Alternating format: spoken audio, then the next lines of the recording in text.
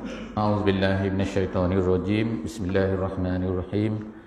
الحمد لله رب العالمين والصلاة والسلام على رسول الله وعلى آله وصحبه أجمعين.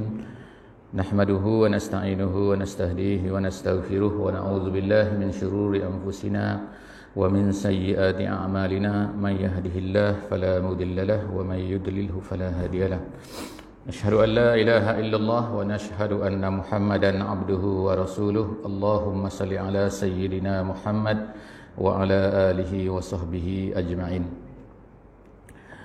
Alhamdulillah, bersyukur banyak-banyak kepada Allah Subhanahu wa taala. Salawat dan salam kita panjatkan kepada baginda Nabi sallallahu alaihi wasallam. Kerana kemarin memang muka surat 22. Jadi hari ini muka surat 23. InsyaAllah moga-moga sesi kita, kuliah kita pada pagi ini akan menjadi satu daripada upgrade sikit kita ni, daripada membaca sahaja Al-Quran bertadarus, tapi kita moga-moga sedikit akan mengambil pengajaran daripada muka surat Al-Quran yang kita baca pada setiap hari. Jadi Allah Subhanahu wa taala telah turunkan Quran kepada kita, menjadi satu kerugian kepada kita jika kita tidak cuba untuk memahami Al-Quran yang ada banyak di atas rak-rak kita ni, yang kita baca dalam dada kita, dalam telefon kita, kalau kita tidak cuba untuk memahami. Jadi sedikit sahaja usaha kita hari ini, moga-moga akan menjadi jawapan kita di hadapan Allah Subhanahu wa taala nantinya, bahawa kita telah cuba sedikit untuk memahaminya. Jadi pada pagi ini kita tengok ayat 146 sehingga ayat 153. Saya memang pilih mengikut muka surat untuk memudahkan tadabbur kita, insya-Allah. Ayat ini, muka surat ini daripada 146 sehingga ayat 153 surah Al-Baqarah, juzuk yang kedua. Allah Subhanahu wa taala sebenarnya sambungan daripada apa yang diceritakan sebelum daripada ni, iaitu muka surat 22. Dalam muka surat 22 ni Allah Taala menceritakan satu perkara ataupun membuat mengomen terhadap apa yang berlaku di zaman Nabi dulu. Satu peristiwa yang berlaku tu ialah nama dia peristiwa peralihan kiblat. Kiblat ini ditukarkan. Dulunya masa Nabi kita sallallahu alaihi wasallam berada di Makkah Al-Mukarramah dulu, sebelum berhijrah, selama 13 tahun Nabi dan orang-orang Islam menghadap ke Baitullahil Haram, menghadap ke Kaabah. Tapi bila Nabi telah berhijrah ke Madinah, Nabi dan orang-orang Islam yang lain disuruh oleh Allah Ta'ala supaya menghadap ke Baitul Maqdis. Jadi kalau ikut geografi dia, Baitul Maqdis ni terletak di atas. Kalau peta sekarang lah, kalau kita nak pusing peta, jadi bawah tu jadi bawah, mana-mana lah. Tapi ertinya kedudukan dia kalau dalam map sekarang ni di atas. Madinah ni di tengah, Mekah ni di bawah. Jadi kalau ikutnya nak menghadap, kalau menghadap ke Baitul Maqdis ke atas, maka automatically dia akan jadi membelakangkan Kaabah. Kalau menghadap Kaabah, dia membelakangkan Baitul Maqdis. Jadi tak boleh dua-dua, mesti salah satu. Allah Ta'ala bila sampai ke Madinah, ada satu special Madinah ni. Madinah ni ada orang Yahudi. Di Makkah tak ada orang Yahudi. Zaman Nabi dulu, orang Yahudi 3 bangsa, 3 kabilah, Qainuqa', Quraizah dan juga An-Nadir. Jadi mereka ni Allah Subhanahu wa taala nak mengajar Nabi, kadang-kadang kita ni cuba untuk mengambil hati dia. Dia panggil muhabbaban, supaya kita ni orang Islam ni tak kisah sebenarnya, tak mengapa, mana-mana menghadap pun sama saja sebenarnya. Yang penting kita ikut apa yang Allah Ta'ala perintah pada kita. Allah kata perintah ke Kaabah, kita menghadap Kaabah. Allah perintah kita menghadap Baitul Maqdis, kita menghadap Baitul Maqdis. Macam itulah yang berlaku. Jadi Nabi telah menghadap ke Baitul Maqdis selama 16 atau 17 bulan. 16 atau 17 bulan selepas daripada baginda ni berpindah ke Madinah. Jadi apa yang berlaku? Orang-orang Yahudi ni bila Nabi menghadap ke kiblat mereka, mereka kata Muhammad ni tak berapa betul. Sebab Muhammad ni sebenarnya dia ambil, dia curi kita punya idea. Agama-agama kita ni dia ambil, sebab itulah dia tak tahu nak menghadap ke mana. Dia menghadap ke kiblat kita. Kata mereka. Jadi sebab tu dalam muka surat sebelum daripada ni, iaitu muka surat 22, Allah Subhanahu Wa Taala ayat 143 142, Allah Taala berkata, sayaqulus sufaha, berkatalah orang-orang bodoh. Itu bodoh terjemahan dia. Saya tak tahulah terjemahan yang ada di tangan apa ni, bodoh. Bodoh, maknanya dia kata bodoh. Bodoh tu siapa tu bodoh tu? Iaitu orang Yahudi dan orang-orang musyrikin. Yahudi pun bodoh, musyrik pun bodoh. Bukan saya kata bodoh, Allah Ta'ala kata bodoh. Nama dia dilabelkan bodoh. Kenapa bodoh? Allah Ta'ala kata, kerana mereka ni, Yahudi ni bodoh, kerana dia kata, apa kamu Muhammad ni? Agama kamu ni betul ke tak? Kalau betul, kenapa tengok ikut kiblat kita? Kata Yahudi. Kata musyrikin pula, musyrikin ni, dia ni agama mengikut Nabi Ibrahim. Kata mereka. Sebenarnya tak ikut pun. Tapi mereka kata mereka muliakan Nabi Ibrahim. Sebab itulah sepatutnya menghadap ke Kaabah. Sebab Kaabah ni yang dibina oleh Nabi Ibrahim. Jadi dua-dua tu bodoh. Allah kata, sayaqulus sufaha, akan berkata orang-orang bodoh. Sekarang ni habis cerita orang bodoh ni. Minta maaf lah sebut orang bodoh kan, sebab Quran sebut bodoh. Jadi lalu Allah Ta'ala pun banyaklah cerita tentang ayat tentang kiblat ni. Maka sekarang kita sampai kepada ayat 146. Ayat 146 ni dimula dengan a'udzubillahi minasyaitonirrajim, allazina atainahumul kitab ya'rifunahu kama ya'rifuna abna'ahum. Orang-orang yang didatangkan kepada mereka kitab, iaitu orang-orang Yahudi ni, mereka ini ya'rifunahu, mereka kenalnya. Nya tu, hu tu dalam bahasa Arab ni dipanggil domer. Domer ni penting bahasa Arab ni. Hu tu ke mana? Apa maksud hu situ? Hu situ maksudnya Muhammad. Iaitu orang-orang Yahudi ni mengetahui Muhammad tu, mengenali Muhammad. Macam mana mereka boleh kenal Muhammad? Sebab mereka dah baca dalam kitab-kitab Taurat. Dalam Taurat yang asal, yang original.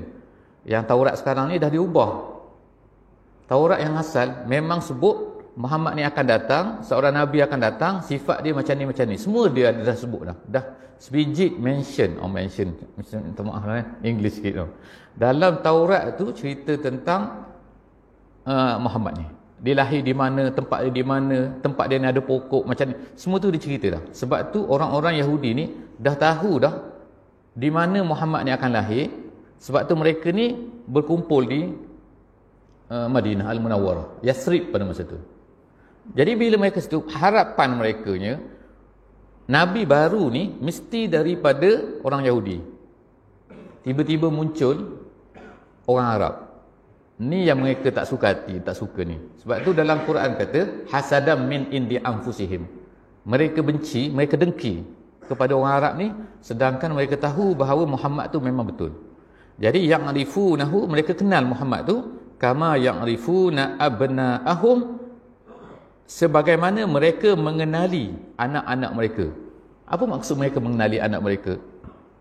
Dalam dalam Quran, dalam tafsir dia sebut mengenali anak mereka ni, bahkan kadang-kadang mereka ni lebih mengenali Muhammad daripada mengenali anak mereka.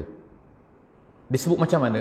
Dia kata sebab kadang-kadang mereka tak tahu bahawa anak mereka ni sebenarnya anak mereka atau tidak. Sebab pada masa tu zina berleluasa.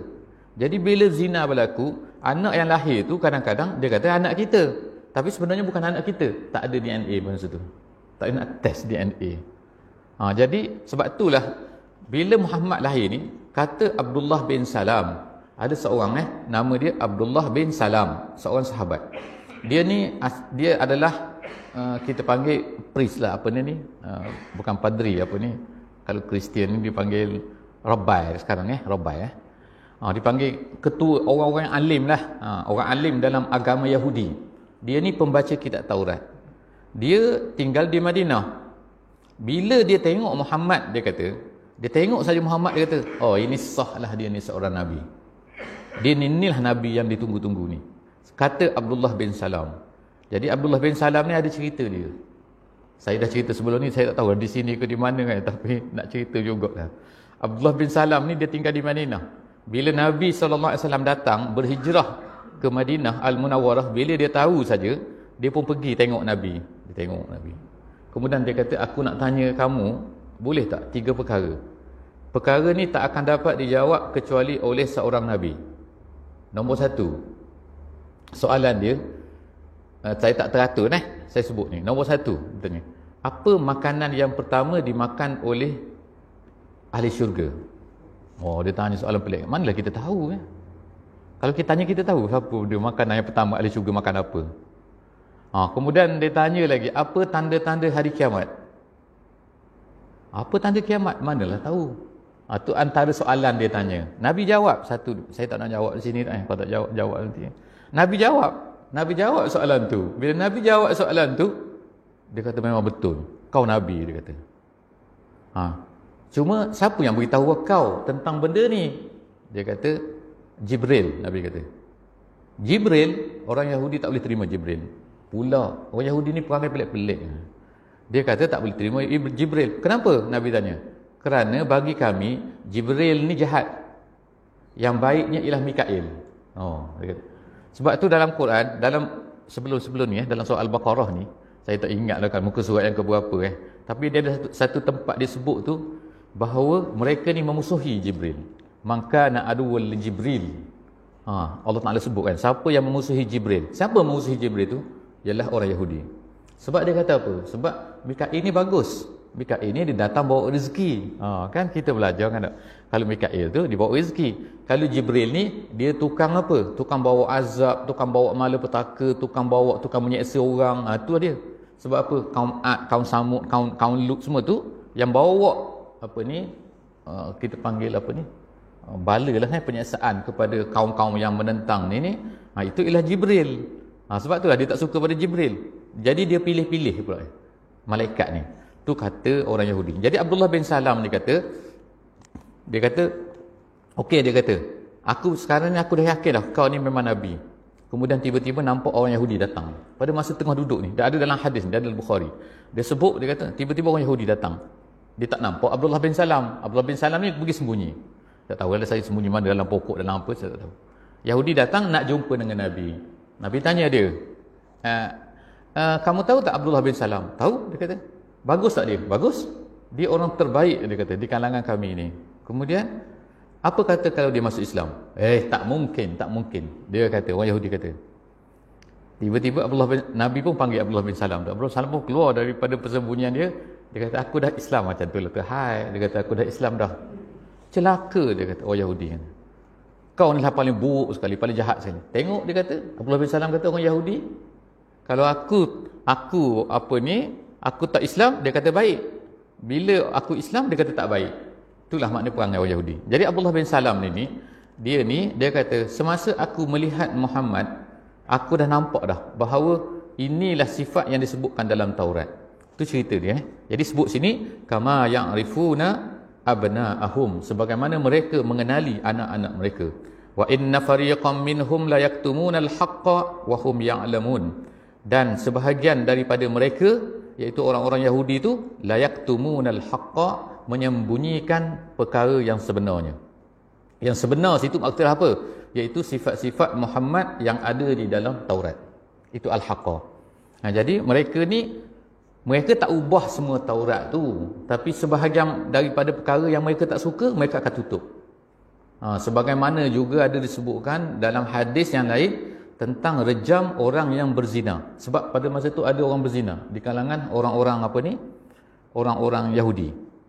Jadi orang Yahudi berzina, mereka ni pergi kepada Nabi sebab masa tu Nabi adalah ketua kepada orang Madinah. Jadi Nabi kata, kamu nak ikut tak peraturan yang ditetapkan kepada kami orang Islam lah maksudnya.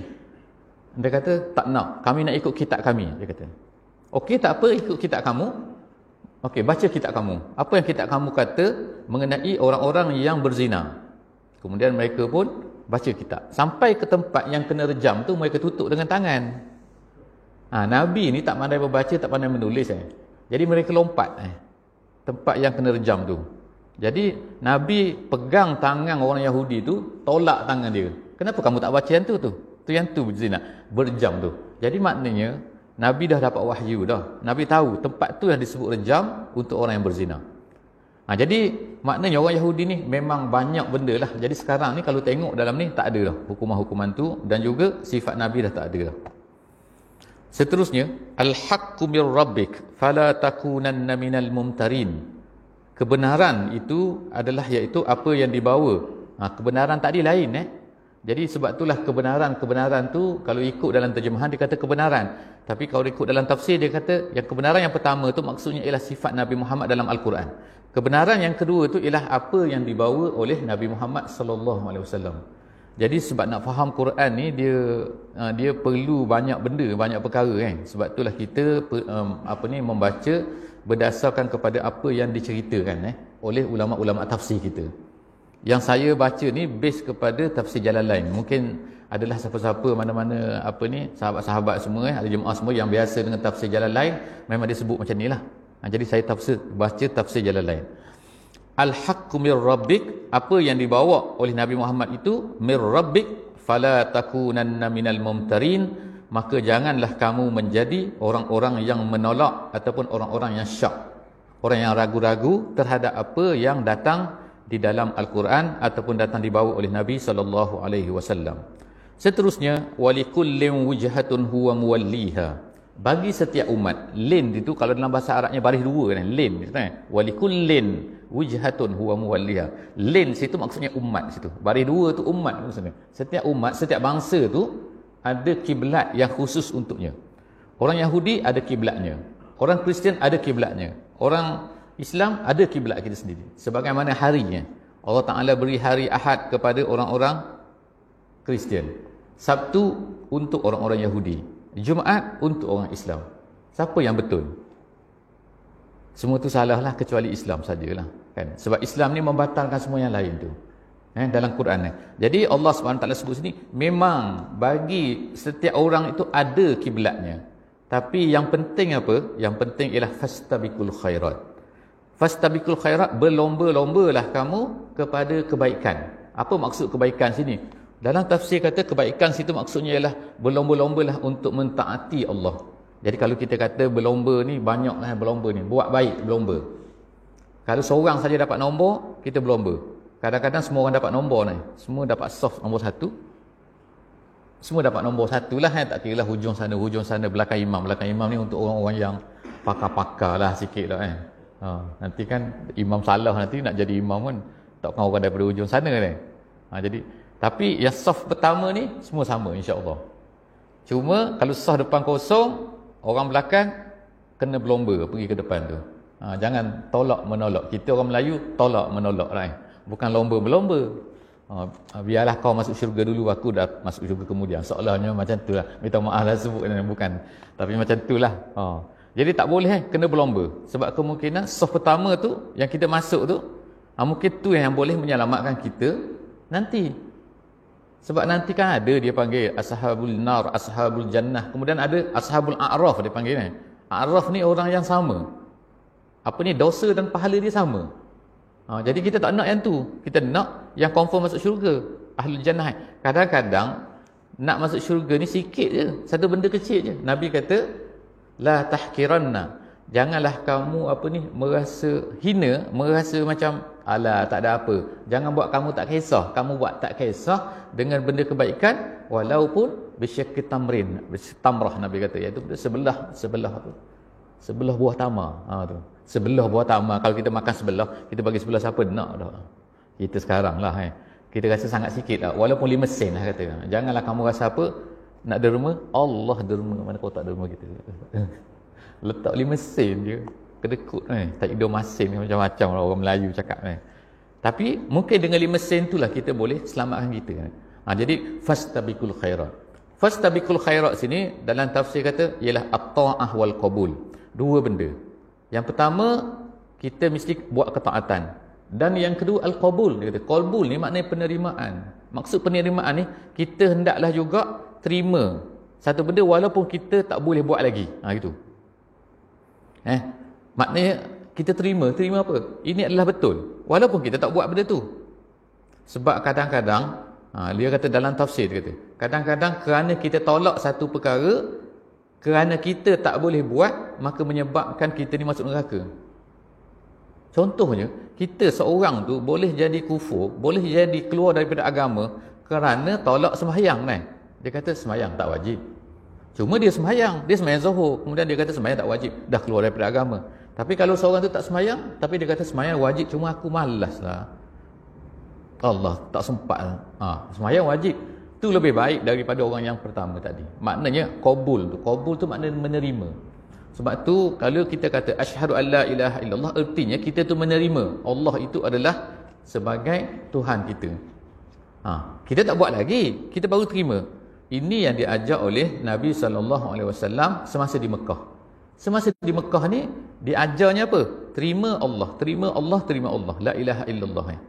Yang ibadatnya satu saja, iaitu sembahyang. Jadi terima tu penting. Supaya nanti masa dah pergi ke Madinah nanti, kan dia 13 tahun di Mekah. 13 tahun tu hanya sembahyang saja. La ilaha illallah tu. Tapi bila sampai ke Madinah, bila datang puasa, bila datang zakat, bila datang haji, bila kata tak boleh minum arak, tak minum arak, bila kata kena pakai tudung. Semua tu dibuat je. Kenapa? Qabul ada. Tu sebab tu dia kata al-qabul penting. Jadi kita naklah fastabiqul khairat. Kata dalam jalan lain dia kata adalah at-ta'ah wal qabul. Saya sebut jalan lain ni ialah nama tafsir dia jalan lain. Sangat masyhur bagi orang Melayu. Saya tak tahulah kan. Ada tak ada di sini? Tak ada nama dia tafsir jalan lain. Kalau di pondok-pondok di Malaysia tu, di pesantren, dia memang belajar tafsir ni. Tafsir tu ringkas tapi padat. Dia ditulis oleh Syekh Jalaluddin As-Sayuti dengan Syekh Jalaluddin Al-Mahalli. Dua orang jalan lain. Sebab tu Jalal jadi jalan lain. Sebab dia mati dulu. Yang ni buat lepas tu mati kitab tu. Tafsir jalan lain tu. Mula-mula Jalaluddin Al-Mahalli, dia buat tulis tafsir, separuh Quran mati. Tak sempat. Anak murid dia sambung. Dan nama dia As-Sayuti. Jadi dia tulis sampai habis. Masya Allah hebat. Sungguh-sungguh ni. Kemudian dia kata ainama takunu ya'ti bikumullahu jami'a. Di mana saja kamu berada, Allah Taala akan bawa kamu datang. Innallaha ala kulli syai'in qadir. Wa min haitsu kharajta fawalli wajhaka syatral masjidil haram. Ayat 149. Ayat 149 dia macam berulang kita tengok dengan ayat selepas daripada tu, ayat 150 dia sama ayat tu. Jadi ulama tafsir kata kenapa sama? Saya sebut sama dulu, nanti kita tengok makna dia. Sama kerana Allah Subhanahu Wa Taala nak takkidkan, dia kata takkid ni makna nak menyungguhkan, nak bersungguh-sungguh, nak mengata apa? Ai min haitsu kharajta, di mana saja kamu keluar. Apa maksud keluar sini? Maksudnya musafir. Jadi ke mana saja kamu musafir, di mana saja kamu bermusafir, fawalli wajhaka syatral masjidil haram, hendaklah kamu halakan wajah kamu ke Masjidil Haram. Artinya sembahyang kita sembahyang fardu. Ulama kata sembahyang fardu. Di mana saja kita ni berada, hendaklah menghadap ke situ. Kita berada di Brunei, berada di Malaysia, berada di Indonesia, berada di Thailand, berada di Mexico, berada di Eskimo, Antartika, mana lagi? Di Amerika, semua menghadap ke situ. Tak boleh menghadap tempat lain. 2 kali dia ulang situ, nak katanya kiblatnya sekarang ialah di situ saja. Kemudian datanglah satu hadis daripada Nabi, hadis yang sahih daripada Nabi yang mengatakan bahawa ayat ini adalah khusus untuk orang yang sembahyang fardu saja. Sembahyang sunat boleh menghadap ke mana saja kenderaan itu menghadap. Itu. Kecuali masa angkat takbir. Jadi angkat takbir, kemudian bawa kereta tu pergi ke Kuala Belait, menghadaplah ke Kuala Belait. Kereta tu pergi ke Muara, menghadap ke Muara dengan syarat musafir. Sembahyang sunat. Sembahyang sunat ni termasuklah sembahyang tarawih. Jadi orang tak sempat nak sembahyang tarawih, sudah ni nak balik ke Kuala Belait, sembahyanglah dalam kereta. Orang kata Allah tak ada kerja nak sembahyang juga. Dah lebih baik daripada duduk bersembang dengar lagu. Tahu, pasang radio, kuat-kuat lagu, pergi semayang tu. Boleh tak semayang? Boleh. Menghadap kiblat, lepas tu start kereta, jalan. Jangan bergerak lebih daripada ni lah. Lepas tu nak rokok macam mana? Rokok macam tu. Nak sujud macam tu. Janganlah masuk dalam bawah tempat brek tu. Nanti masuk dalam parit kereta tu, saya tak tahu, saya tak. Dia tunduk sikit je kan? Beza dia tunduk sikit. Boleh semayang kan? Semayang tarawih. Berapa rakaat? 36 rakaat lah kita, mazhab Maliki kan. Nak sampai ke Kuala Belait berapa jam tak? Sejam setengah. Kecuali laju lah. Jadi, saya pernah buat yang tu, nak ceritanya. Masa dulu, pernah sekali nak balik cepat ke Kuala Belait, jadi semayang dalam kereta tu. Bukan payah pun. Nak untuk orang nak kan tak? Untuk orang tak nak, di rumah pun tak nak, tak boleh semayang tak? Di malam masjid pun tak semayang juga. Tu kalau inilah insya-Allah. Jadi Nabi SAW ajar, sebab Nabi ni selalu sembahyang sunat di atas unta. Jadi unta tu menghadap ke mana? Dia berjalanlah ke mana-mana. Itu jadi ayat ni adalah khusus, ulama Syafi'i kata adalah untuk orang yang kharajta. Kharajta tu maknanya bermusafir. Jadi kemudian ayat seterusnya tu Allah Taala kata wa innahu lal haqqu mir rabbik, perkara ini adalah benar daripada Tuhan kamu, wa mallahu bighafilin amma ta'malun.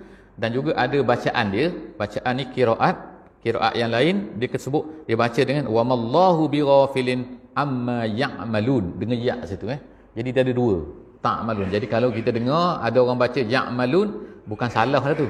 Mungkin orang qiraat dia pandai qiraat, dia sengaja buat macam tu kan. Mana tahu. Itu pun betul. Ya'malun dengan ta'malun. Satunya nak beritahu juga ialah masa dulu Quran ni tak ada dalam bentuk tulisan Mushaf ni tak ada dulu zaman Nabi. Mushaf ni ada di zaman Saidina Abu Bakar. Abu Bakar start tulis Quran. Bila tulis Quran, kemudian dia jadi banyak. Di zaman Saidina Uthman ada berapa jenis Quran? Ada Quran tulis macam ni. Uthman kata tak jadi macam ni. Dia ambil semua tu, dia bakar. Uthman bakar, Saidina Uthman. Lepas dia bakar, dia suruh tulis satu saja. Satu bentuk saja. Sebab itulah nama sekarang ni yang kita guna sekarang ni, nama dia Rasam Uthmani nama dia. Iaitu tulisan yang mengikut Uthman. Tapi zaman Saidina Uthman ni titik tidak ada. Titik tak ada, baris tak ada. Bila titik tak ada, baris tak ada, ya ke ta ke sama lah tak? Jadi sebab itulah ada bacaan. Qiraat dia ta'malun ya'malun. Gitu Ya'malun maksudnya mereka berbuat, mereka lakukan. Ta'malun kamu lakukan. Jadi wallahu wa mallahu bighafilin amma ta'malun. Allah itu tidak lalai. Maknanya Allah Taala tahu apa yang kamu lakukan. Wa min haitsu kharajta fawalli wajhaka syatral masjidil haram wa haitsu ma kuntum fawallu wujuhakum syatrah. Tu sama dah Kemudian selepas daripada tu ada ayat lain Ada lain sikit, li alla yakuna lil nasi alaikum hujjah. Kenapa Allah Taala menyuruh kita menghadap ke Baitul Maqdis, kepada Baitullah? Kerana li alla yakuna lin nasi alaikum hujjah. Lam di situ li tu. Bahasa Arabnya li tu nama dia lam lit ta'lil nama dia. Lam lit ta'lil ni reason why. Gitu. Kenapa Allah Ta'ala menyuruh kita semua ni menghadap ke Baitullahil Haram? Kenapa tidak terus-menerus menghadap ke Baitul Maqdis? Jawapan dia ialah di sini. Li tu. Li'a tu. Li'alla yakuna linnasi alaikum hujjah. Supaya tidak akan menjadi hujjah. Ini susah sikit lah nak cerita. Hujjah apa? Apa yang hujjahnya? Hujjah di sini maksudnya ialah kerana ada dua orang yang tak suka. Tak suka kepada yang pusing-pusing kiblat tadi tu. Yang pertama orang Yahudi. Bila menghadap Baitul Maqdis, orang Yahudi cakap apa?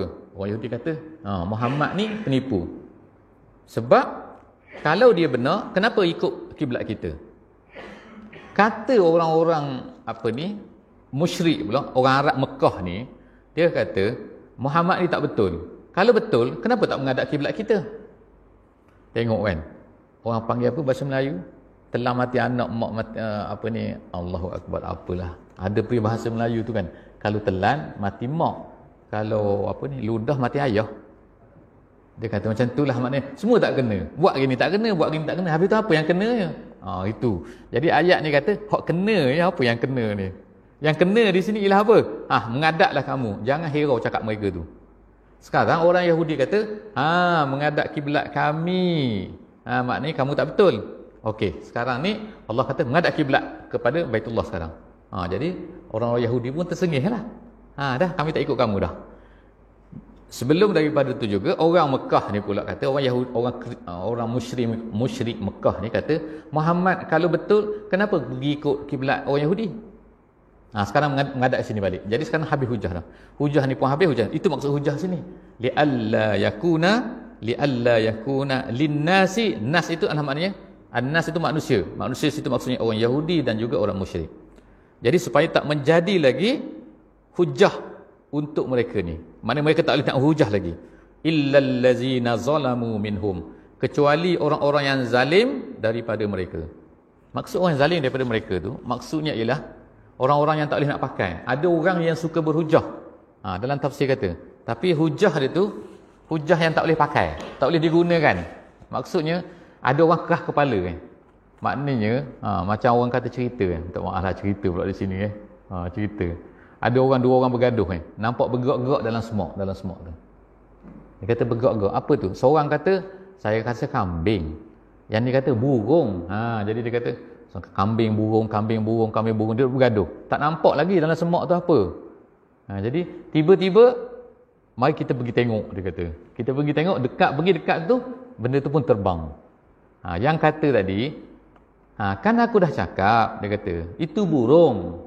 Tengok dia dah terbang lah. Yang kata kambing tadi apa? Dia kata, kalau kambing apa salahnya? Mungkin kambing terbang. Jadi nak kata bila degil tu, inilah Allah Ta'ala kata sini, illal ladzina zalamu minhum. Kata ulama tafsir, memang ada orang yang jenis degil ni, yang kalau berhujah pun dah nampak betul-betul salah pun dia nak lawan juga. Itulah illal ladzina zalamu minhum. Kemudian fala takhshawhum. Allah Taala kata, jangan kamu takut kepada mereka. Takut apa? Takut perdebatan mereka, maksud dia. Takut berdebat ni. Jadi maknanya jangan dengarlah cakap mereka tu, jangan takutlah hujah-hujah mereka tu. Wakhshawni, maksudnya takut pada aku. Maksud takut pada aku ialah ikutlah apa yang aku suruh. Maknanya kalau kita ni, dalam tafsir lagi sebut saya sebut dia dalam tafsir kata, kalau kita nak buat satu benda, kalau tak ada nak dengar, tak ada, semua orang setuju, tak mungkin atas dunia ni. Mesti akan ada orang kata, ni orang ni, lepas tu orang ni cakap macam ni. Kita nak sembahyang Jumaat, dia kata, tu riak dah tu. Lepas tu kita nak mana? Dia duduk rumah. Nanti ada pula orang kata, dia tu tak pernah datang masjid pun. Lepas tu nanti semua tak kena, tak betulkan gitu kan. Jadi Allah Taala kata, fala takhshawhum wakhshawni. Yang penting ikut apa yang aku suruh, jangan dengar cakap mereka tu. Kemudian wali utimma ni'mati alaikum wala'allakum tahtadun. Wali utimma ni'mati itu yang kedua. Jadi saya sebut tadi, kenapa Allah Taala menyuruh orang Islam pada masa tu menghadap kepada ubah kiblat tu. Sekali menghadap sana, sekali menghadap sana. Kenapa? Yang pertama untuk mematikan hujah yang tadi. Wali li'alla tu. Kemudian yang kedua, li juga. Ada perkataan li situ. Li situ maksudnya ialah supaya. Reason jaga. Why? Why yang kedua ialah untuk aku semua menyempurnakan nikmatku ke atas kamu dan moga-moga kamu mendapat petunjuk. Maknanya Allah Ta'ala ni nak beri nikmat kepada kita. Jadi banyaklah dia beri nikmat pada kita ni, kepada orang Islam ni. Antaranya ialah dengan kiblat tadi. Bagaimana? Allah Ta'ala sebut sini, iaitu antara yang telah banyak Allah Ta'ala beri kepada kamu, yang lain-lain lagi. Ayat seterusnya. Kama tu maksudnya ialah sebagaimana Allah Ta'ala telah beri sebelum daripada ni. Gitu. Sebelum ni Allah Ta'ala dah beri banyak kepada kamu nikmatnya. Antara nikmat yang paling besar yang Allah Ta'ala beri kepada kamu apa? Iaitu kama arsalna fikum rasula. Sebagaimana kami telah mengutuskan pada kamu seorang rasul. Dulu Mekah ni jahil, kita kata jahiliah. Macam-macam semua benda, rosak semua, akidah rosak, sosial rosak, ekonomi rosak, akhlak rosak, semua rosak. Mekah dan juga tanah Arab lah, dunia pada masa tu. Tiba-tiba Allah Ta'ala utuskan seorang rasul. Nama dia Muhammad. Jadi Allah Ta'ala utuskan rasul ni, Allah Ta'ala sebut itu adalah merupakan satu nikmat kepada kamu. Tapi kamu tak nak. Kamu tak suka nikmat tu kan. Jadi Allah Ta'ala kata, dulu Allah Ta'ala telah beri nikmat kepada kamu, iaitu kama arsan tu. Kama tu kama tu, perkataan ma tu ialah nikmat tu. Sebagaimana nikmat dulu, arsalna fikum, kami utuskan pada kamu seorang rasul. Rasul itu pula minkum. Minkum tu artinya daripada kabilah kamu, daripada orang kamu juga. Maknanya dia bukan malaikat Muhammad ni. Dia ni adalah orang Arab. Orang Arab, orang Quraisy, bangsa kamu yang kamu tahu dia daripada kecil lagi. Maknanya daripada muda sampai umur 40 tahun, kamu tak pernah mengatakan Muhammad tu penipu. Tiba-tiba bila dia kata aku dapat wahyu, kamu kata dia penipu. Ini pelik kan kamu ni. Jadi dia kata yatlu alaikum ayatina. Yang pertama sekali Muhammad ni telah membacakan kepada kamu ayat-ayat kami. Tu yang pertama dia panggil at-tilawah. Maknanya Nabi ni ceramah lah katanya. Membacakan ayat tu bukan baca macam tu tapi maknanya membaca cerita kepada kamu. Kemudian wa yuzakkikum, dan dia telah mentazkiyahkan kamu. Tazkiyah tu membersihkan maksud dia. Membersihkan arti membersihkan daripada syirik dan juga dosa. Kemudian wa yu'allimukumul kitaba wal hikmah, dan kemudian dia mengajarkan kepada kamu al-kitab wal hikmah. Kitab tu makna Quran, hikmah tu makna as-sunnah. Mengajarkan sunnah. Jadi dalam ayat ni Allah Taala sebutkan tugas Nabi Muhammad ni ada 3. Yang pertama at-tilawah. Yang kedua at-tazkiyah. Yang ketiga at-ta'lim. Nombor 3. Ketiga-tiga ni ikut aturan dia. Dia tak boleh ubah. Kalau dalam ayat lain kita akan jumpa perkara ni dalam 4-5 tempat dalam Quran. Perkara ni. Ini ada aturan dia macam ni. Nombor 1 tilawah. Nombor 2 at-tazkiyah. Nombor 3 at-ta'lim dalam ayat ni. Ada tempat lain lagi sebelum daripada ni, dalam surah Al-Baqarah juga Nabi Ibrahim pernah berdoa kepada Allah. Nabi berdoa, apa doa Nabi Ibrahim? Ni antara Nabi Ibrahim dengan Nabi Muhammad ni lebih kurang 5,000 tahun. Nabi Ibrahim pernah berdoa masa dia pergi di Mekah tu, dia kata ya Allah, dia kata, nombor 1, berilah orang semua ni rasa rindu nak datang kepada Kaabah. Memang betul ni. Allah Taala makbulkan doa dia. Terus lepas daripada tu orang datang buat haji daripada seluruh dunia. Zaman Nabi Ibrahim lagi. Bukan zaman kita zaman Nabi Ibrahim lagi. Nabi Ibrahim dengan Kaabah tu lebih kurang 2,000 km tempat duduk dia. 2,000, bukan 1,000. 1,000 ni 1,000 tak? Betul 1,000 ke KK? KK 600. KK 600. Kalau Kuching 1,000 1,000 tu lebih jauh daripada Kuala Lumpur lagi tu sikit. Lebih jauh lepas tu sikit. Tu 2,000 km daripada tempat Nabi Ibrahim, dia jalan kaki dia pergi kan. Berbulan-bulan baru sampai di Kaabah. Tinggal anak dia situ. Jadi dia berdoa masa dia bina Kaabah dengan Nabi Ismail, dia doa kepada Allah, ya Allah, jadikanlah hati manusia ni semua teringat pada Kaabah ni. Memang betul. Jadi orang pun datang selepas itu. Yang kedua, dia doa, Nabi Ibrahim doa, ya Allah, jadikanlah seorang rasul daripada sini ni. Nabi Ismail dah ada pada masa tu. Bukan Nabi Ismail tapi anak cucu mereka. Nabi Ibrahim kata, Nabi doa. Bila dia berdoa tu, bila Allah Taala makbulkan doa dia? 5,000 tahun. Jadi kalau kita ni berdoa, janganlah orang panggil kalut kalut kata, mana tak dapat lagi ya Allah berilah aku kaya ni, aku sihat ni, sakit. Baru sakit 3 hari dah baru masuk ICU sebulan je. Tunggulah 5,000 tahun. Makbul. Kalau tak makbul juga tu tak apalah, tunggu syurga insya-Allah kan. Tapi maknanya sini masa Nabi Ibrahim berdoa tu, Nabi Ibrahim minta 3 perkara juga. Benda ni sebiji macam ni. Tapi Nabi Ibrahim dia minta kepada Allah turutan dia lain sikit. Nombor 1 at-tilawah. Nombor 2 at-ta'lim. Nombor 3 at-tazkiyah. Bila ulama-ulama tengok, sebenarnya dia kata apa yang diminta oleh Nabi Ibrahim tu Allah Taala telah tukarkan sikit. Tukar gitu naik gitu. Jadi at-tilawah naik nombor 1, at-tazkiyah nombor 2, at-ta'lim nombor 3. Apa maksud sini? Maksud dia, tilawah ni maknanya Nabi menyampaikan. Yang kedua, apabila Nabi sampaikan kepada umat dia apa yang penting dulu, iaitu at-tazkiyah penting sebelum daripada ta'lim. Ta'lim ni maknanya belajar. Tazkiyah tu maknanya membersihkan. Maknanya kalau seorang tu tak bersihkan diri dia, kalau dia belajar dia akan rosak. Maksud dia. Maknanya dia belajar dulu, tazkiyah kemudian. Kan? Belajar dulu. Belajar ni apa-apalah kita kata. Matematik, kita katalah zaman sekarang kan. Matematik, komputer ke, engineering ke, apa-apa semua. Dia belajar. Tapi hati tak bersih. Bila hati tak bersih, nanti dia akan bawa, dia akan gunakan ni Kepandaian dia ni untuk apa? Untuk tipu orang. Tu rasuah banyak tu tak? Sebab apa? Orang pandai tapi hati kotor kan tak? Jadi dia kena bersihkan dulu. Jadi Allah Ta'ala ajar sini at-tilawah, at-tazkiyah, kemudian at-ta'lim. Pukul berapa dah lambat tu? Sikit lagi ni. Itu seterusnya tak bunyi dah. Tak bunyi suara saya ke tak bunyi ni. Wa yu'allimukum ma lam takunu ta'lamun, dan dia mengajarkan kamu apa yang kamu semua tidak tahu. Ada 2 ayat lagi fazkuruni azkurkum washkuruli wala takfurun. Allah Ta'ala kata hendaklah kamu ingat kepada aku.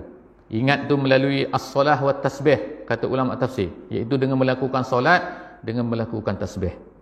Tapi ulama-ulama lain pula kata, dia kata maknanya tu bukan hanya solah dan juga tasbih sahaja.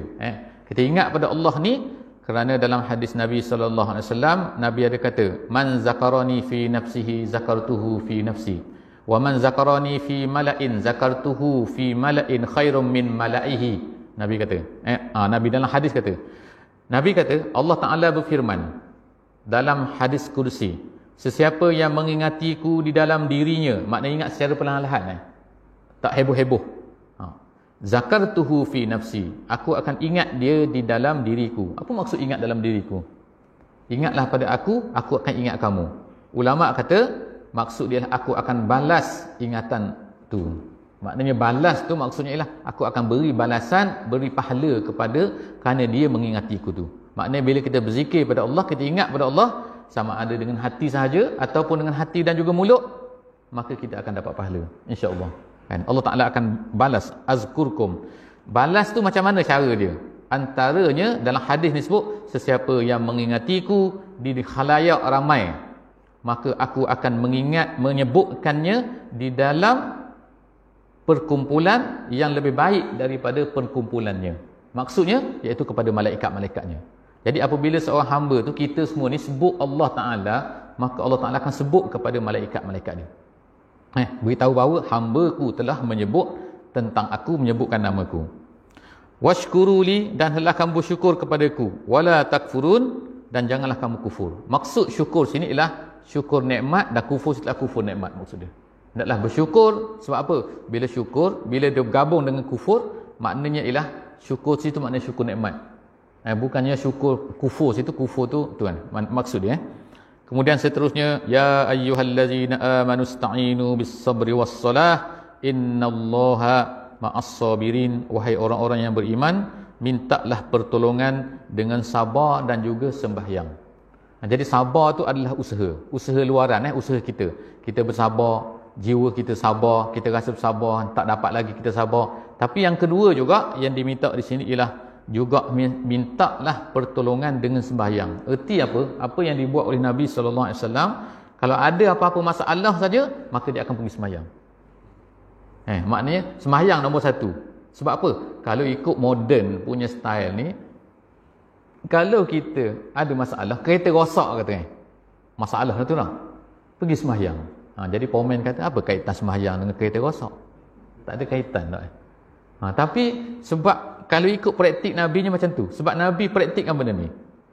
Wahai orang yang beriman, mintalah tolong kepada Allah dengan sabar. Sabarlah kan. Sabarlah. Sebab lambat lagi nak baiki ni. Lepas tu sembahyang. Jadi dia suruh minta dua. Guna dua-dua tu kan. Sabar iaitu usaha kita dan bersabar, dan kemudian hendaklah sembahyang. Jadi walaupun nampak tak ada kaitan, tapi sebenarnya ada kaitannya. Jadi itu yang diajar oleh Nabi sallallahu alaihi wasallam. Kemudian innallaha ma'as-sabirin, sesungguhnya Allah itu bersama dengan orang sabar. Wallahu a'lam bissawab. Setakat itulah insya-Allah. Aku qauli hadza wa astaghfirullahal azim li wa lakum. Jadi esok-esok pula tengoklah muka surat 24, tengok di Facebook sajalah insya-Allah. Jangan lupalah pergi Facebook kalau nak tengok tafsir tu insya-Allah. Tafsir dan juga tadabbur harian ni. Jadi insya-Allah kita tutup pengajian kita pada pagi ini dengan membaca surah Wal Asri. Bismillahirrahmanirrahim. Wal asri innal insana lafi khusr illal ladzina amanu wa amilus solihat wa tawasaw bil haqqi wa tawasaw bis sabr. Wassalamualaikum warahmatullahi wabarakatuh.